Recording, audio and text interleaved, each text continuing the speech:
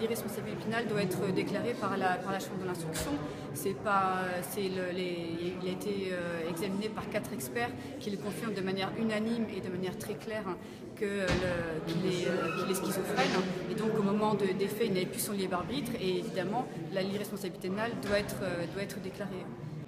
Dans le cadre de l'audience qui s'est déroulée ce jour par devant la Chambre de l'instruction, j'ai entendu en qualité d'avocat des parties civiles ce que je voulais entendre, à savoir la difficulté qui a été mise en exergue par les médecins experts, à savoir la défaillance dans le processus de soins. La procédure ne s'arrête pas là puisque, à l'aune de ce qui a été dit aujourd'hui, évidemment, nous, ce qui nous intéressait, c'était de savoir si oui ou non, il y avait véritablement une défaillance. Nous avons cette réponse, nous allons maintenant prendre toute mesure idoine afin que des réponses nous soient apportées, puisque nous ne nous satisferons évidemment pas, comme j'avais eu l'occasion de le dire, de ce que M. Thierry Dios, fonctionnaire de police de son État, a perdu la vie du fait de la faute à pas de chance, entre guillemets.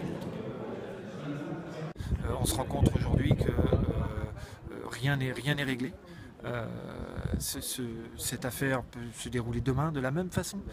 On n'a aucun suivi sur ces individus, aucun fichier. Aujourd'hui, le secret médical prime sur la sécurité des citoyens.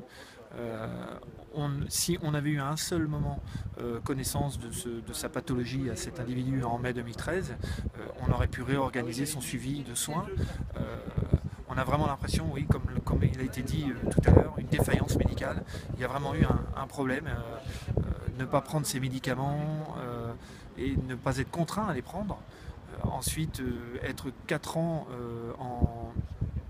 dehors malgré une hospitalisation d'office, ça paraît aberrant.